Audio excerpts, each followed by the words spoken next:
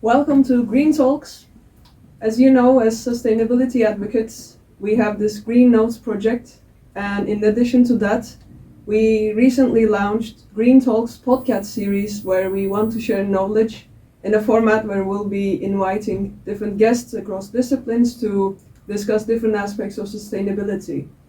And in our previous episode, we had the pleasure of having Svava Riesto and Henriette Steiner from the University of Copenhagen to talk about their research project, Learning from Collaboration within architecture, landscape architecture and urban development context.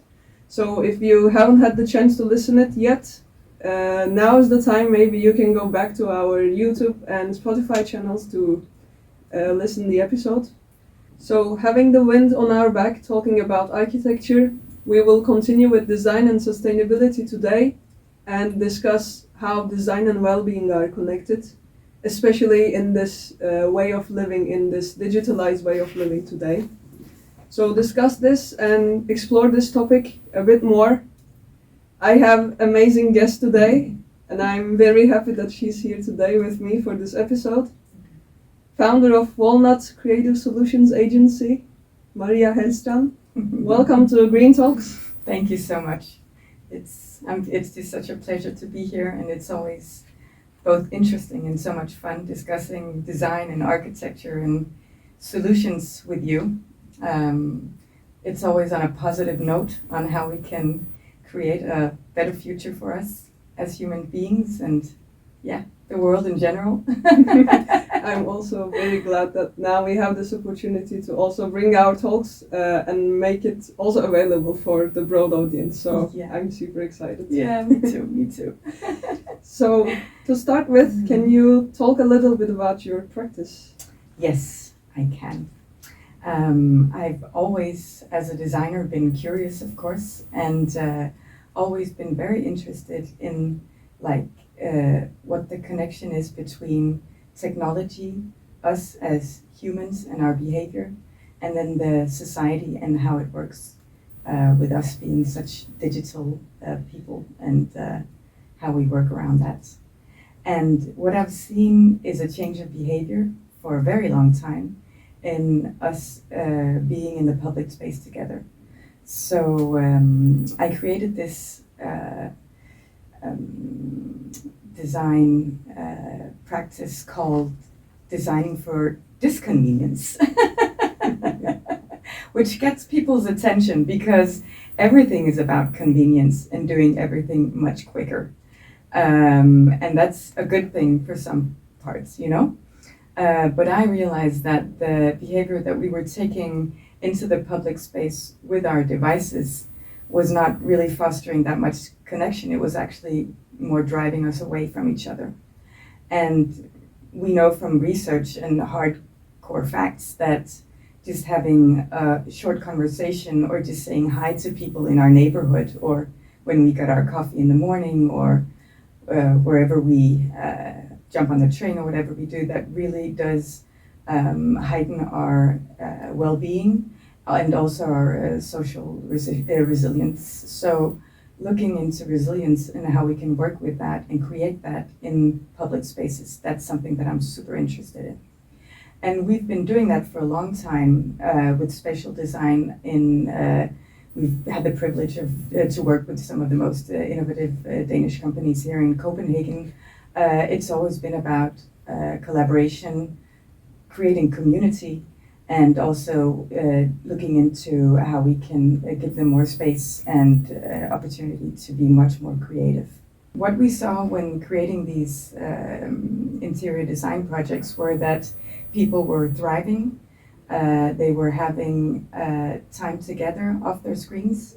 Of course, they were working on projects with their screens, and I just want to say it's not like I'm against technology. I use it every single day for various purposes. What we're trying to create is more of a mindful way of using technology. So some of the problems that we're facing in a hyper-digitalized society is that the touch points, the human touch points, are disappearing. Before we had a human connection with a person that when we were buying a ticket to go on the train. And now we do that on our phone, and that's super good. I mean, let's not change that. We're not going back, we're going into the future with more balance, right? I mean, we can carry these devices with us everywhere we go. There are tons of information that on these devices that we can just plug them into our ears and we can listen to as many podcasts as we want, like we're doing today. Like this one. Yeah. But let's just say you are allowed to listen to this podcast. If you're listening to one podcast today, this should be the one. Yes, exactly. Yeah, but what we do is it talks into like the difficult thing of being human and alive today in our part of the world. We're like super digitalized, right? We don't need to be in contact with each other. So I wanted to take that practice into public spaces. So that's what I'm working on at the moment, and switching a little bit from only doing spatial design inside to making much more solution design outside, where there's much more social impact on what we do. That sounds quite interesting. Yeah, and it's like I found my baby. I've always loved what I do, and but to see the impact on a broader scale, creating more human connection is amazing. I think also today this is what we need, since we are always on screen, no matter where we are, in a way. So to also touch upon that, I want to take rewind a little, and then I would like you to maybe elaborate more on what is designing for disconvenience. Yes. Because like you said, the normal way of framing it would be designing for convenience. Yes. And designing for convenience is super good, right? For many reasons, but it also makes us super lazy. So designing for disconvenience came out of a wish to create more human connection and more offline time. So it was all about analog breaks and human connection. That's what I wanted to foster more of. And when we look at how we live and what devices we carry around in our bags and our pockets every single day, we see a dependency that's growing and growing. And I mean, why not? It's like a Swiss Army knife, right? You look into your phone and there's all this practical stuff that you can fix very quickly. We also know from research now that we're looking into our phones when we feel uncomfortable. So when we're in a train and everyone is looking into their phone, we tend to look into our phone as well. When we have awkward situations, walking into rooms where we don't know other people, it's very tempting to get out your phone and start scrolling because it gives us a sense of comfort. And that's what I wanted to look into, try to design opportunities where we can, try to be a little bit in this friction it is of being together with people we don't know, looking up, saying hi, interacting with each other. And the reason why I wanted to do this is because, we need each other, and we need to know that it's important that we show up as people. And also because research shows that our well-being it goes up a lot when we connect with people. Our brains overflow with oxytocin when we do it. The neurodesign that I'm working with, it's obvious that it's like a no-brainer why we shouldn't do this more. And the thing is that with living in a hyper-digitalized society, we have all these touch points that we normally had where we would interact with other people that we don't know during the day. They're disappearing. And that's why I want to create these new spaces and opportunities for us to connect across ages, generations.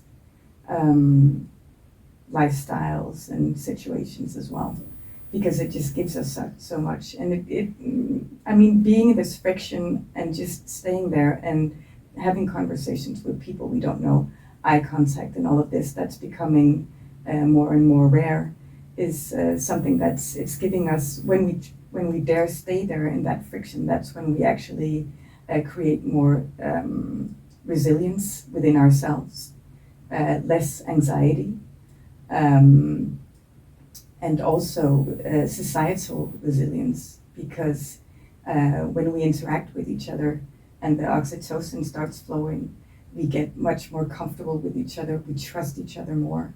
And there are so many interests in trying to get into our heads, our devices in our society, to try and, take us apart a little bit. Unfortunately, that's the world we're living in.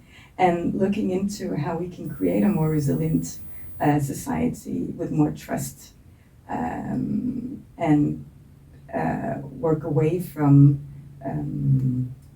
this tendency that we're seeing all around the world with polarization. Human reconnection can really be a big part of that. So I'm having all these talks around Denmark at the moment. Would love to go other places too, and trying to get people interested in their own behavior when they're in public spaces and they have their digital devices with them, and just trying to, very kindly create this soft revolution on how we're with each other in public spaces. And it all starts with ourselves, right? So we met when I was doing this talk called Analog Oases, and or analog breaks would probably be a better translation in English. And we started working with ourselves first, right? Because we need to, in order to create change for other people, we need to understand our own behavior. And at one point we were doing this exercise. You as a crowd were amazing. And at one point we were doing this exercise, and it creates a lot of friction within us, right? And it's about sitting with a person you don't know for 1 minute and staring them in the eyes, right? And everyone has to be quiet. And at this space, we were like 100 people, I think, in the audience. And so in pairs, people were looking into each other's eyes for a minute. And it was just, the silence was just amazing. It was magic. I had my little analog clock with me, and after 1 minute, actually I cheated a little bit, so you got 1 minute and a half, but nobody realizes, because once you stand in the friction, and the anxiety kind of disappears. And what happened when we had this 1.5 minutes of silence was that once the clock rang, people just started laughing. It was a very friendly space to be at the beginning of the talk, but it just created so much trust and fun and well-being in that room, just to connect with each other one by one. And obviously that's an exercise to be facilitated in a group. That's not something that I expect people to go out and do like on a train, because that would be just like super weird. But that was just to show what happens when we interact with each other, what eye contact does to us as human beings and to our biology. I just want to quickly share my experience from your talk. Yeah, nice. Because when I first entered the venue, I also felt super uncomfortable, because I could see people knew each other from before, and everyone was already kind of talking to the people who they know. And I came there alone, and I was just feeling, okay, what will I do now? Because there was also for some time before the talk started. So I will confess that I also kind of took my phone and then just, of course you did, pretended like doing something, because it was in a way just uncomfortable to be there, not doing anything. And as I could see, it was also in a way hard to engage with people.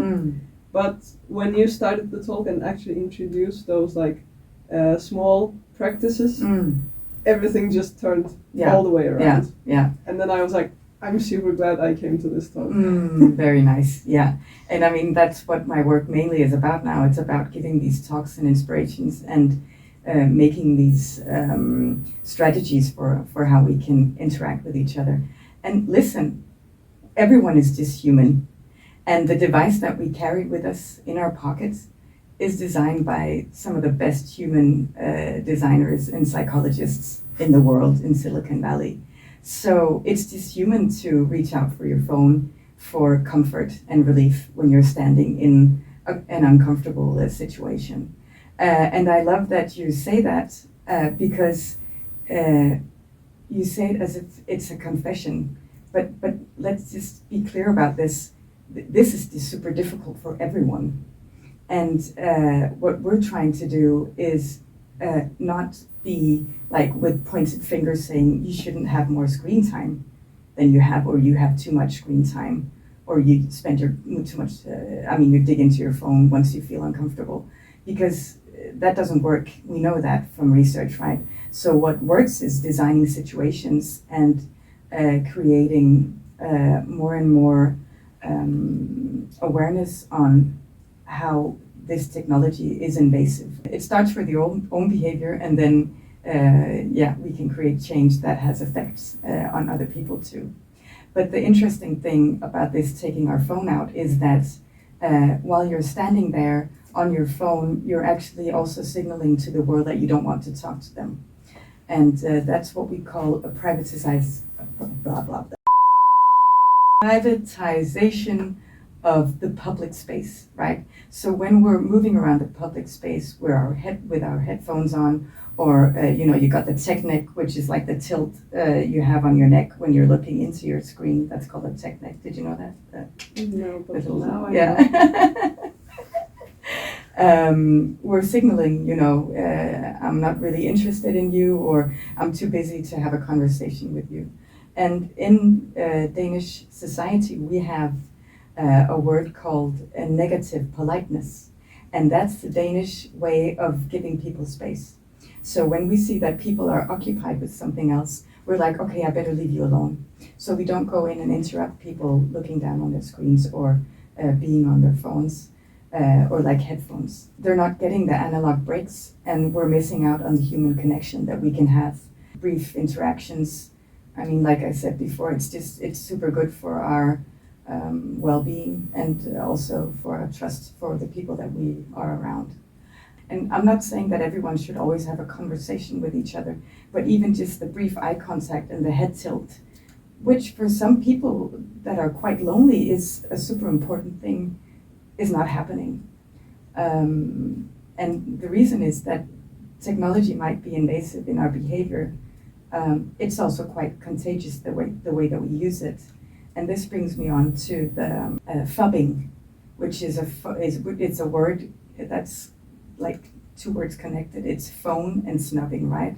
So when I have my phone, my device here, and I'm looking down, I'm not giving you eye contact. I'm not even realizing that you're here, even though we're sharing a space for maybe 10, 15, or 30 minutes. So I'm giving my phone and what's going on my phone more attention than the people, the humans that are surrounding me. And we just know that being in a phubbing space where people are phubbing each other, that heightens our anxiety. So, and that creates a mistrust between us. So when we do use our phones in these public spaces, we need to be super mindful. In one of your articles, you also mentioned that people are actually looking for ways to like lower their screen time, but they don't know how to do it. Yes. So it's, I guess, also about having a better alternative on the other side, so that will kind of pull them away from their screens. So thinking that, I would also like to hear more about how this reflects on design. Recently I don't normally do that much like private spatial design, but I just made a design strategy for a client for a private home where it's all about being analog. So there are like places in the house where there's no Wi-Fi, and there will never be Wi-Fi. It would also, I think, enhance their way of living. Yeah, And this is, I mean, it's a single man living with his son, and he's interested in connecting with him while they're together. There's a creative area for his kid to hang out while he cooks. You know, it's designed for analog behavior. And of course they need to go online.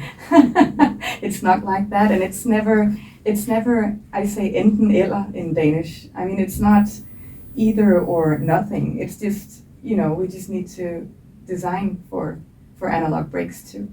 But I guess it's also balance. Yes, it's all about the balance. Yes. Thank you, that was the word I was looking for. It is balance about being offline and online, basically.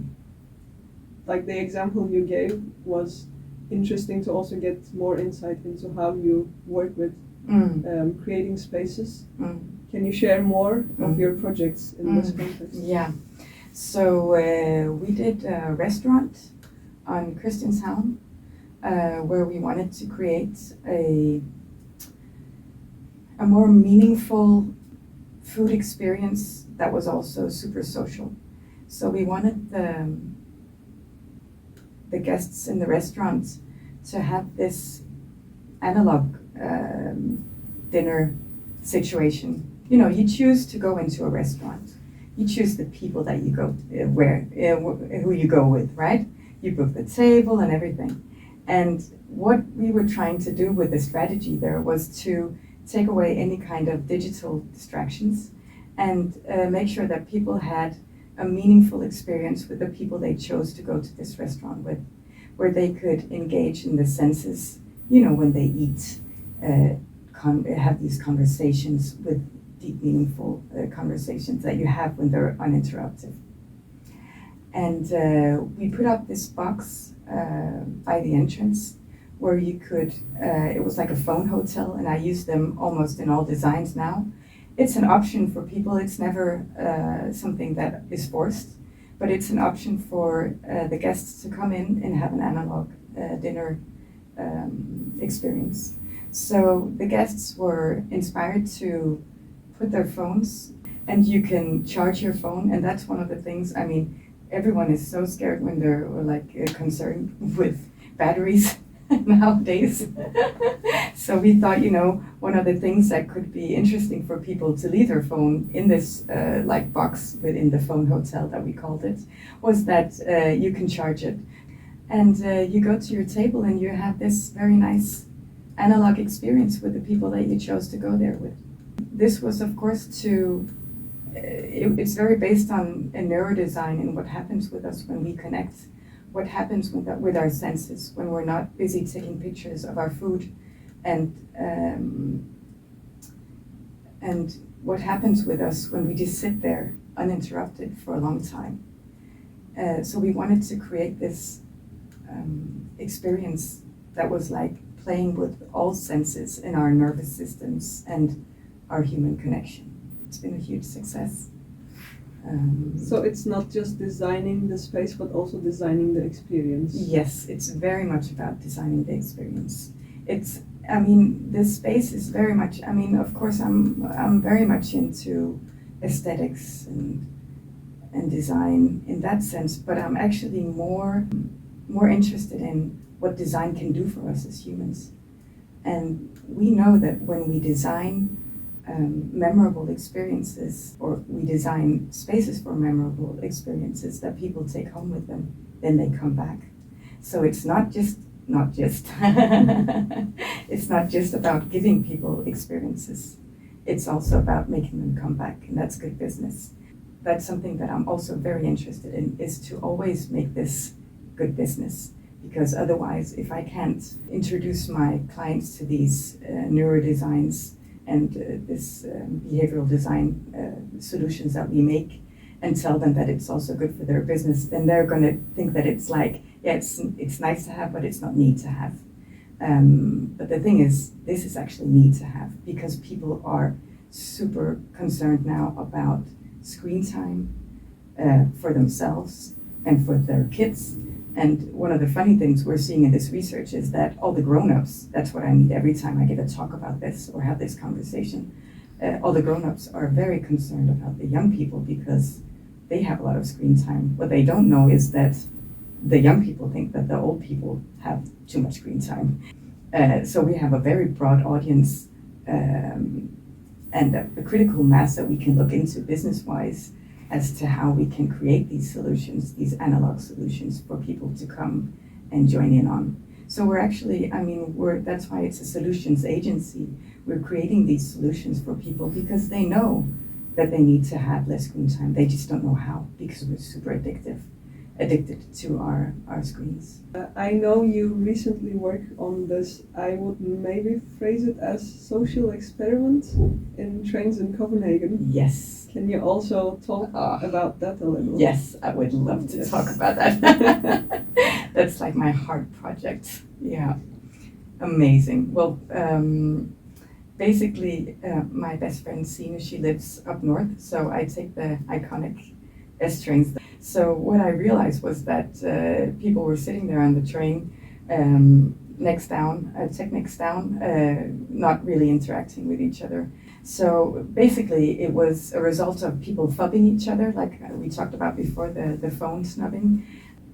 At this point, I was also super concerned about the hyper-digitalization and how we're removing all these little touch points because we're like buying tickets on our phones and so forth, which we should be doing, that's not it. I just wanted to try and see if we could create a travel experience that was more relevant and something that could give you more than take away something from you. Because when we're just on our phones doom scrolling, we're just taking away time. And I wanted to see how we could create this, a more interesting way of transporting. And we know from a fact that we get much more happy when we interact with each other and talk to each other. You know, the oxytocin again. Yes. So I wanted to see how I could create a passenger experience that was much more relevant and that actually gave passengers something. So I hooked up with DSB and Katja, my partner she has a company called Small Talk Big Questions. She's an expert on questions. So we designed a analog, human-centered train ride, which was called the Conversation Carriage. And it took place in 2 days, just one carriage, and from 9 until 2 o'clock in the afternoon. And it was hosted by Katja and me. And we had these physical printed question cards. We had 15 questions that were super well chosen because they could be either for like a short conversation, because you never know when people are getting off, or it could be like could elaborate on the questions and have a longer conversation. So we had these 15 different questions, and DSB were super cool, right? So they would, we had press, of course. I was on the morning show, God Morgen Denmark, talking about it, obviously to spread the word, trying to do what we're doing right now as well, enticing people to look up more from their devices when we're in public spaces together. And they had like on the screens, on the stations, it would say like, this train has a conversation carriage. So it was to give people a different experience when they travel every day. And I would say, I mean, some people didn't want to go in there either because they didn't feel comfortable doing it, or, you know, they had their bikes and they were getting off or something like that. But that was the good thing about having designed and printed the physical questions, because we could just hand them out and people could have the conversations and ask the questions at the dinner table at home or when they got to work. So it was all about spreading this behavior of interacting more with each other and on a deeper level. And when people came into the carriage, we had them sat down. They were giving questions. And then we also had conversation ambassadors, people trained in social interactions, journalists, people or experts on digitalization and what it's doing to us. We had my good friend Lars AP, who is the founder of, and I mean, it's not very polite to say this in English, but his business is called Fucking Flink, and it means, basically it means stay nice and polite. but in Danish we use the F word in a different way than we do in English in other parts of the world. So excuse my French, but that's his business name. And he's like an expert on social interactions and being with people. So, you know, everyone could come into this conversation carriage either by themselves or in groups, and just sit down and have a conversation. So we created this meaningful experience for passengers on the S trains on line B going from Høje-Taastrup to Farve. And the idea was to connect people from all paths of life, intergenerational, you know, what's your background, what are you up to, where are you going, just giving them the possibility to talk to each other and interact. And the carriage that ran for these 2 days was just amazing. I mean, we had so many positive interactions between people that didn't know each other. And I mean, no one walked out of that carriage without a smile on their face. And I'm actually getting a little bit touched right now because it just showed that we might be super efficient and living in a highly technological world, but in the end it was all about human connection and just being together with each other. And this is, I mean, it's done on the basis of a lot of research on my behalf on neurodesign, on behavioral design, and also looking into other projects with trains and people commuting. And a lot of research shows that this was coming out of the University of Chicago, and also there's been done some research on this in London, that commuters interacting with other people are way happier.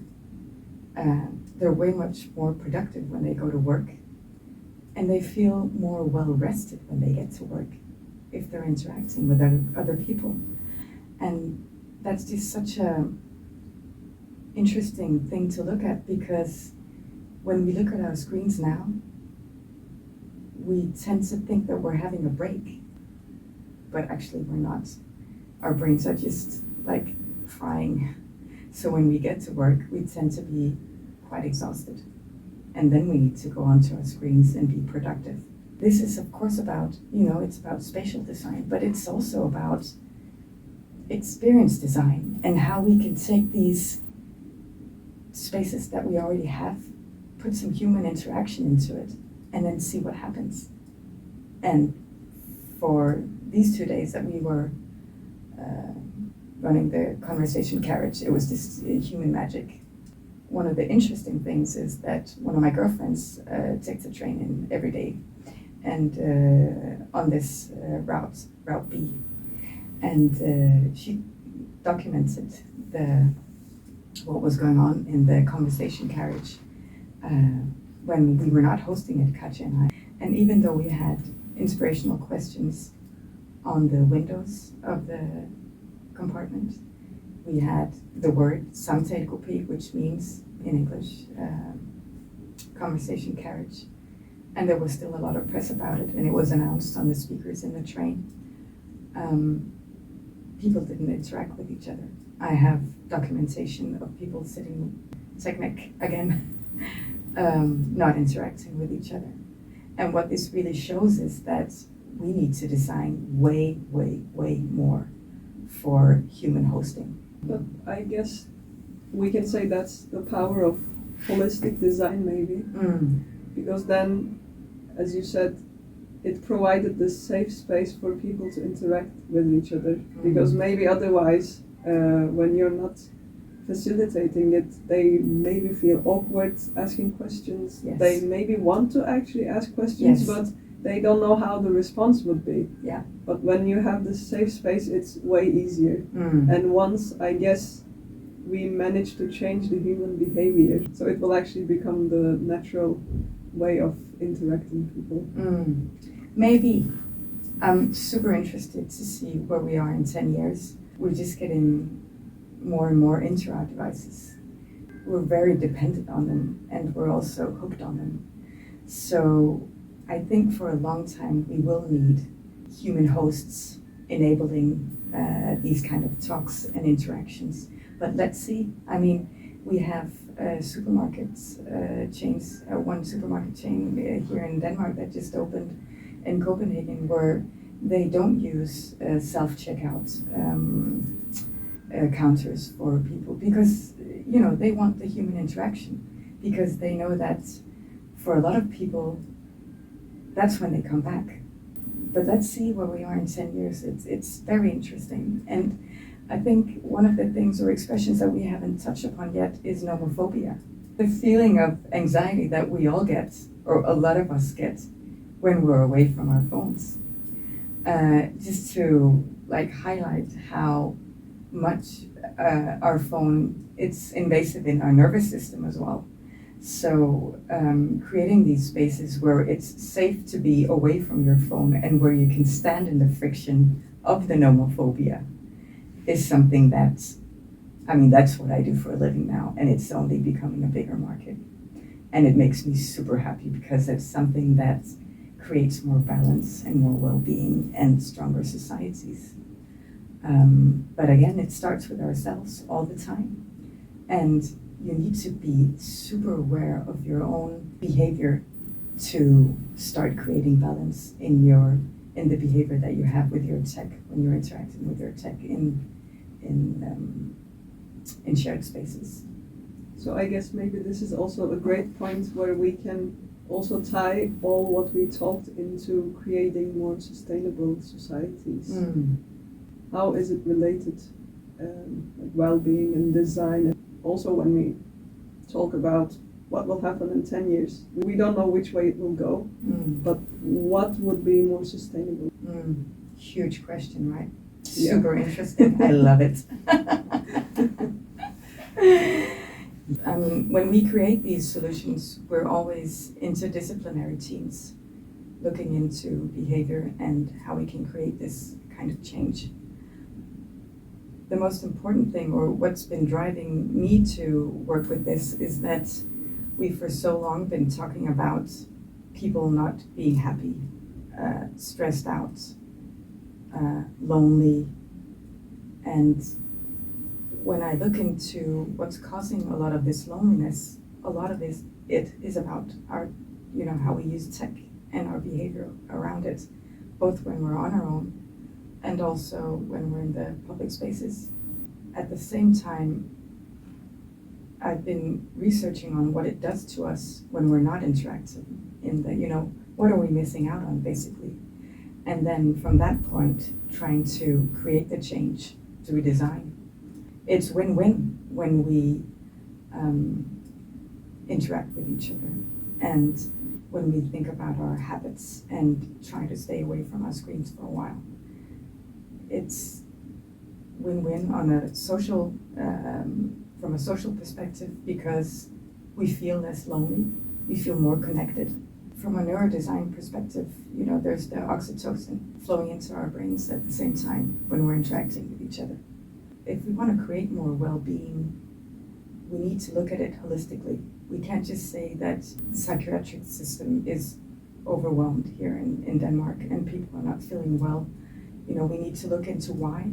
And of course we have professionals doing that, but we also need to look into the way that technology is invasive on our well-being, our nervous systems, and also on the way that we interact with each other.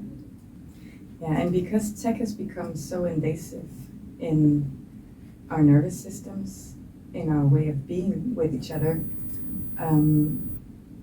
we tend to avoid the friction and leave our phones behind.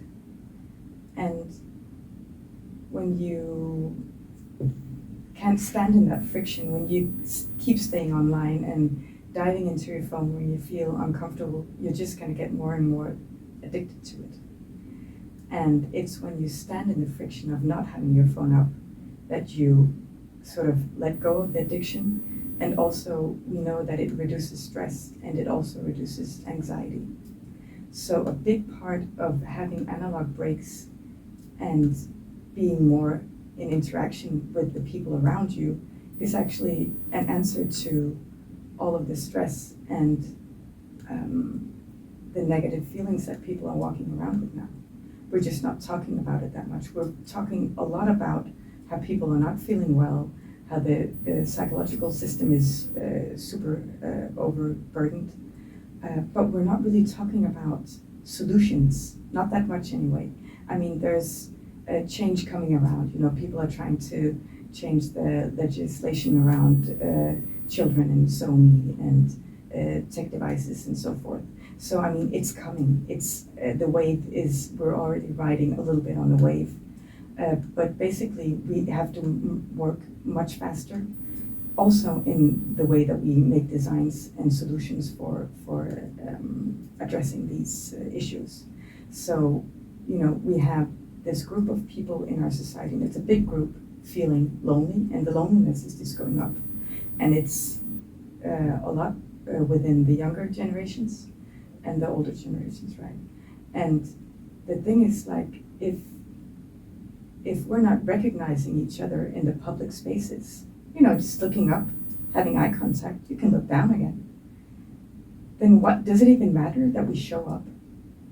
I mean, some research just showed that a lot of young people don't really feel that it matters if they show up or not. That's how lonely they are. That's not a good way to be in the world when you're young. It's a very low point of self-esteem. And this is the message that I really want to get across, right? Is that when we can stand in the friction, and that needs to be practiced. It's like a muscle. I mean, I go to the gym every other day.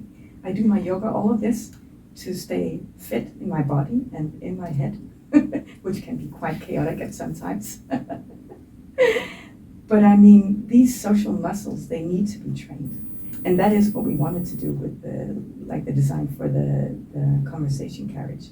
It was to create awareness that our social muscles are not very strong at the moment because we're shying away when we have the opportunity to interact.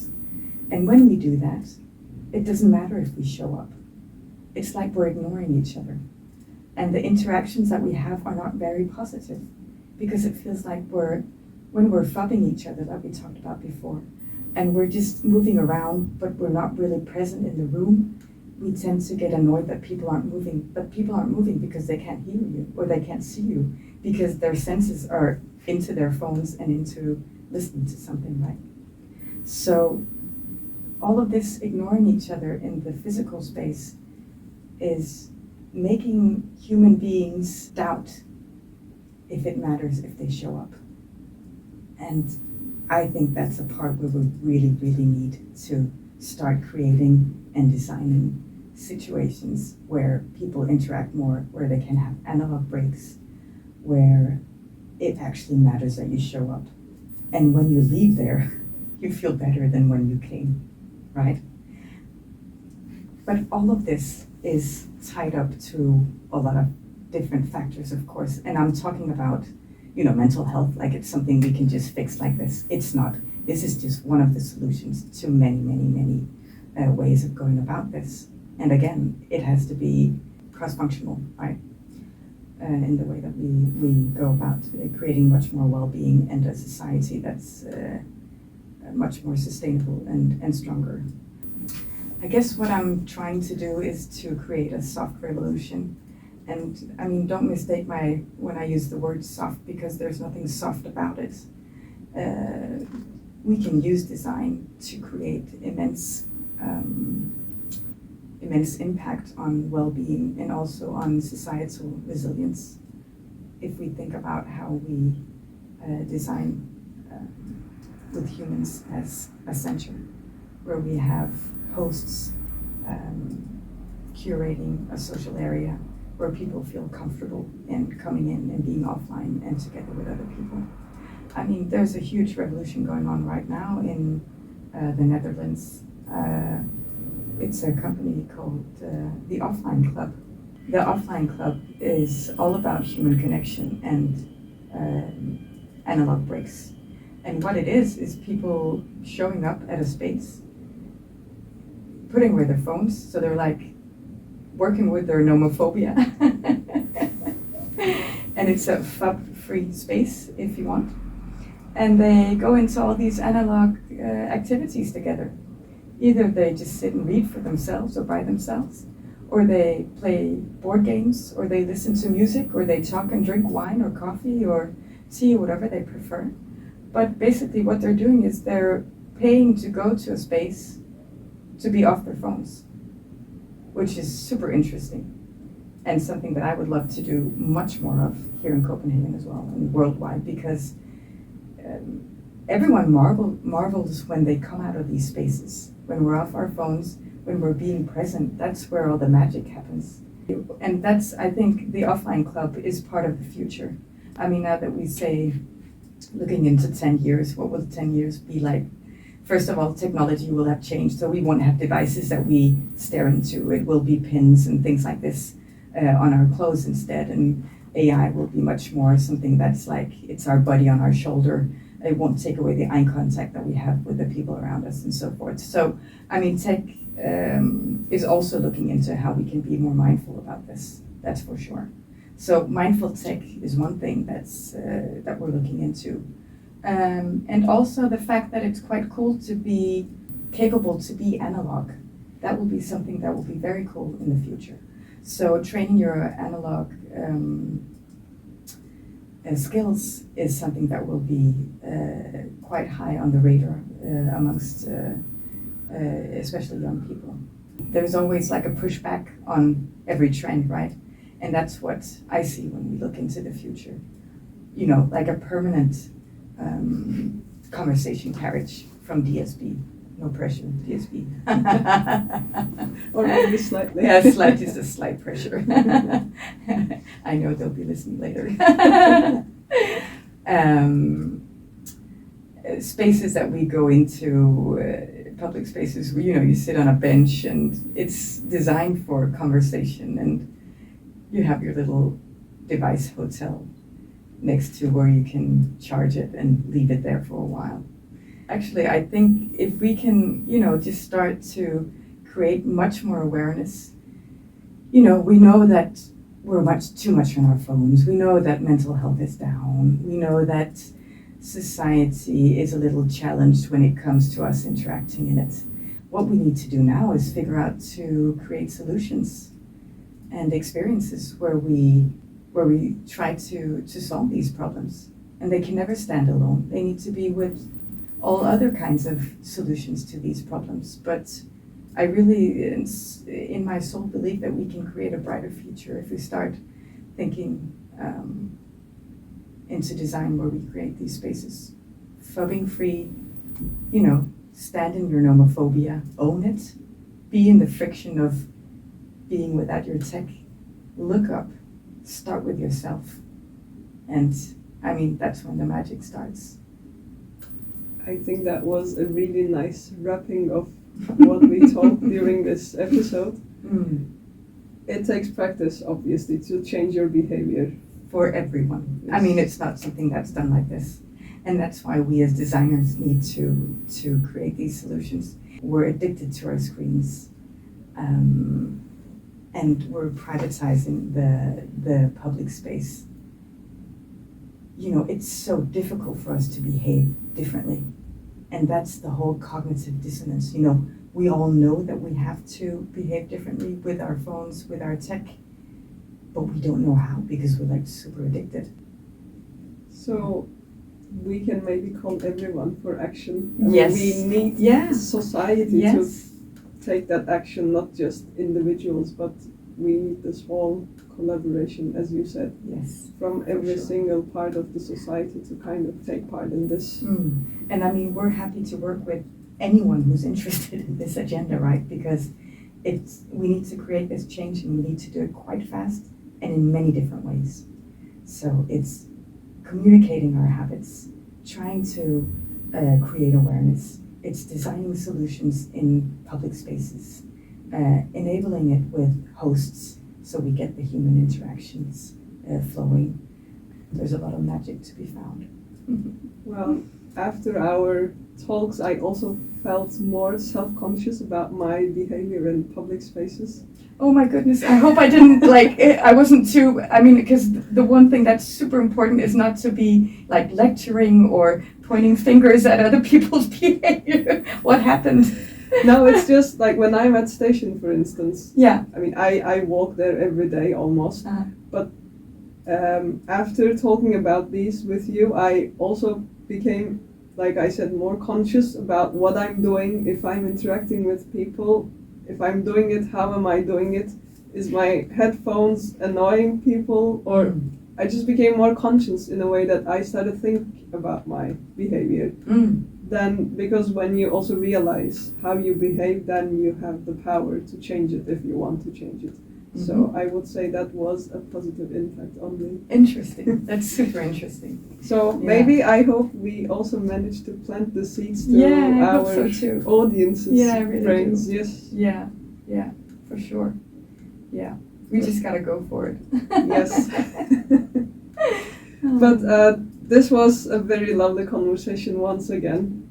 All of the talks we have are likewise. Thank you for spending this Danish gloomy summer afternoon with me. It's been a privilege. Joining this talk as well. Thank you. So this was our second episode, and I hope you enjoyed, because I did a lot. And again, so go out there and look up and just feel the oxytocin flow into your brain. Have your little experiments on yourselves. Yeah, please do so. But I think this was, again, very important topic to bring into discussion, especially in today's very digitalized world. So I'm also very happy that we managed to have this episode together. Thank you very much once again. Thank you. Thank you.